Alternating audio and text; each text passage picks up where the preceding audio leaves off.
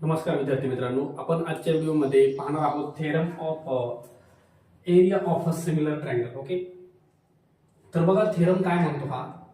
हा थेरम म्हणतो जर तुमच्याकडे दोन ट्रायंगल आहेत, एक ट्रायंगल आहे तुमचा हा एबीसी, एक आहे ट्रायंगल एबीसी. बघा ही हाईट असेल तुमची एडी, दुसरा ट्रायंगल आहे तुमचा पी क्यू आर, हा दुसरा ट्रायंगल आहे तुमचा P Q R, P Q R याच्यामध्ये हाईट आहे तुमची पी एस. ओके, तर बघा दिलेला डाटा काय आहे, ह्याच्यामध्ये दोन ट्रायंगल तुम्हाला दिलेले कसे असणार, सुरुवातीला सिमिलर असणार आहेत. सिमिलर समजा हा बी अँगल आणि हा क्यू अँगल इक्वल आहे, त्याच्यानंतर अँगल सी जो आहे तो इक्वल आहे अँगल आर ला. हे आपला गिवन डाटा आहे बरं याच्यामध्ये पूर्ण. तर आपण गिवन डाटा लिहून घेऊ पहिले. Given in a triangle ABC, ABC या ट्रायंगल मध्ये BC is perpendicular to AD, आणि दुसरा ट्रायंगल आहे in a triangle PQR, in a triangle PQR या ट्रायंगल मध्ये तुमची क्यूआर बेस जो आहे क्यूआर तो परपेंडिक्युलर आहे पीएस सोबत. ओके, त्याच्यानंतर अजून आपल्याला सांगितलंय की हे दोन्ही ट्रायंगल कसे आहेत, सिमिलर आहेत. म्हणजे इथं आपल्याला गिवन मध्येच लिहायचं आहे triangle ABC is similar to triangle PQR. Okay, हा तुमचा गिवन डाटा आहे. तुम्हाला इथं प्रूव्ह करायचं आहे. बघा टू प्रूव्ह, तुम्हाला प्रूव्ह काय करायचं आहे, तुम्हाला प्रूव्ह करायचं की एरियाचा ratio, area of a triangle ABC upon दुसरा ट्रायंगल आहे area of a triangle P Q R, दोन ट्रायंगलच्या एरियाचा रेशो इक्वल टू येतो करस्पॉन्डिंग साइडचा स्क्वेअर. तर याची पहिले साइड घेऊ मी एबी चा स्क्वेअर अपॉन मध्ये ह्याचा करस्पॉन्डिंग आहे पी क्यू स्क्वेअर, नंतर बीसी स्क्वेअर अपॉन मध्ये हे येणार आहे तुमचं क्यू आर स्क्वेअर. त्याच्यानंतर इकडची साइड आहे तुमची एसी स्क्वेअर, याच्या अपॉन मध्ये येणार आहे तुमचा पी आर चा स्क्वेअर. ओके, तर हे तुम्हाला प्रूव्ह करायचं याच्यामध्ये की एरियाचा रेशो हा इक्वल येतो ratio of square of their corresponding side. Okay, हे आपल्याला बनवायचं याच्यामध्ये दिलं आहे की ट्रायंगल तुमचे सिमिलर आहेत, आणि ट्रायंगल सिमिलर असतील तरच तुम्हाला हे थेरम वापरता येईल. ट्रायंगल सिमिलर नसतील तर ते ट्रायंगल पहिले सिमिलर दाखवा. आता इथं जे ट्रायंगल आहेत हे ट्रायंगल आपले अँगल सिमिलॅरिटीनं सिमिलर येतात. हा अँगल बी आणि क्यू इक्वल आहे, आणि अँगल सी आणि आर इक्वल आहे. म्हणजे अँगल आणि अँगल सिमिलॅरिटीनं हे ट्रायंगल आपले सिमिलर आहेत. ट्रायंगल सिमिलर असेल तर आपल्याला हे प्रूव्ह करायचं. ह्याच्या प्रूफचा भाग बघूया आता आपण. बघा प्रूफ कसं करायचं. तर सुरुवातीला मी काय करतोय, इथंच लिहितो सुरुवातीला. बघा प्रूफ, सुरुवातीला मी हे जे ट्रायंगल आहेत ह्या दोन ट्रायंगलवर ratio of area of triangle, म्हणजे आपली पहिली केस होती ratio of area of triangle, ह्या चॅप्टरची पहिली केस की दोन ट्रायंगलच्या एरियाचा रेशो. बघा area of triangle ABC upon मध्ये area of triangle P Q R. कोणत्याही दोन ट्रायंगलच्या एरियाचा रेशो हा इक्वल असतो रेशो ऑफ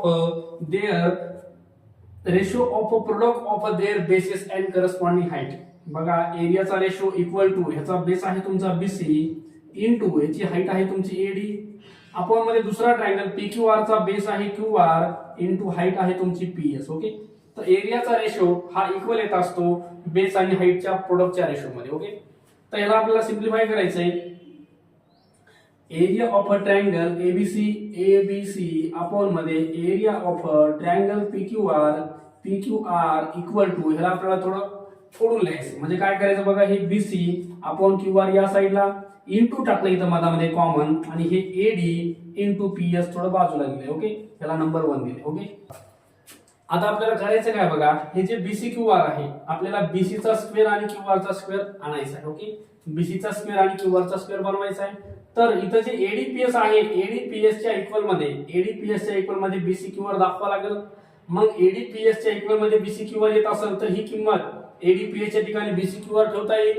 मग बीसी स्क्वेअर होईल, आणि क्यू आर आणि इथं क्यू आर आणला तर क्यू आर स्क्वेअर होईल. ओके, तर बघा आपण काय करू, पहिले सांगतो मी की ट्रायंगल एडीबी, बघा इन अ ट्रायंगल, पहिले मला हा जो ट्रायंगल आहे हा वाला आणि हा वाला मला सिमिलर दाखवायचा आहे.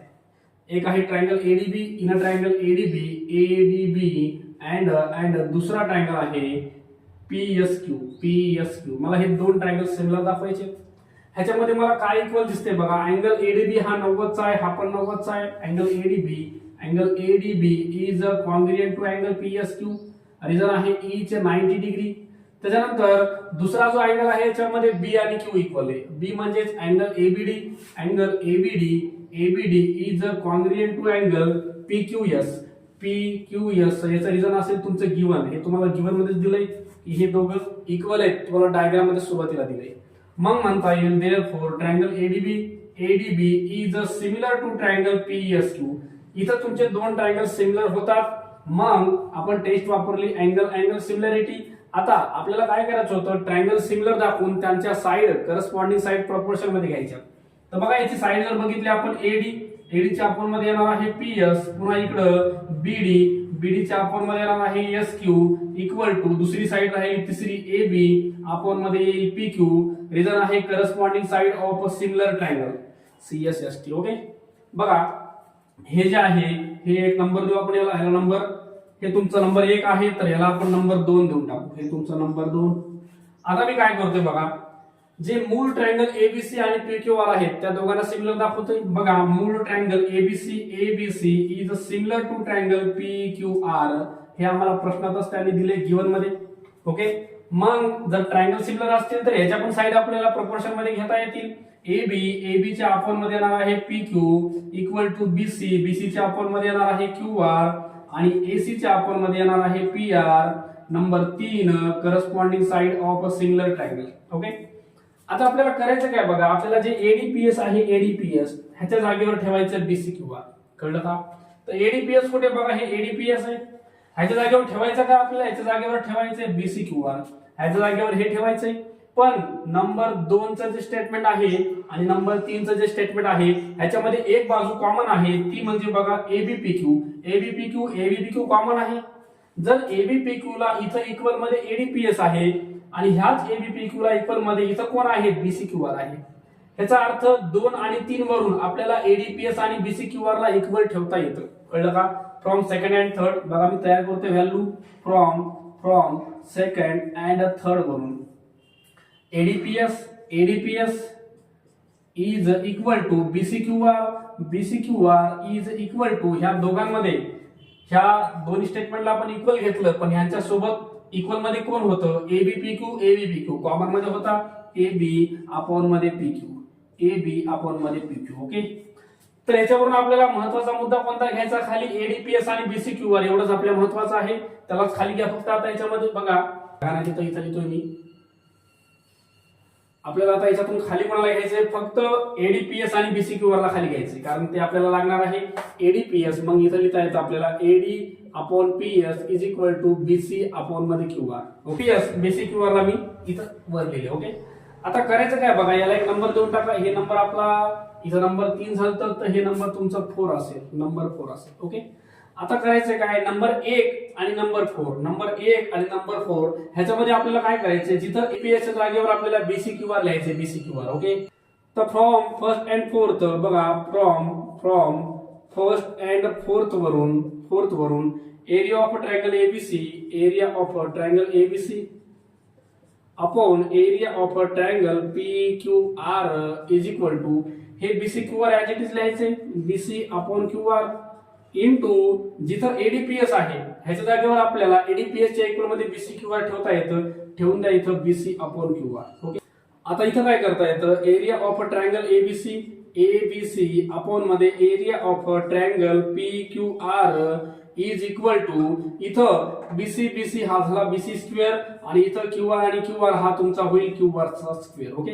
आता डायरेक्ट क्लासला लिहून घेऊ आपण. आपलं जे टू प्रूव्ह होतं ते डायरेक्ट टाकून द्यायच्यामध्ये. Therefore area of triangle ABC, आपण एक करस्पॉन्डिंग साइड इथं बनवली बघा, तर बाकीचे आपल्याला डायरेक्ट लिहिता येतील. Area of triangle ABC upon area of triangle PQR is equal to, इथं येईल तुमचं एबीचा स्क्वेअर अपॉन पीक्यू स्क्वेअर, नंतर स्क्वेअर आणि उरलेली तिसरी साइड आहे तुमची एसीचा स्क्वेअर अपॉन मध्ये पीआर स्क्वेअर.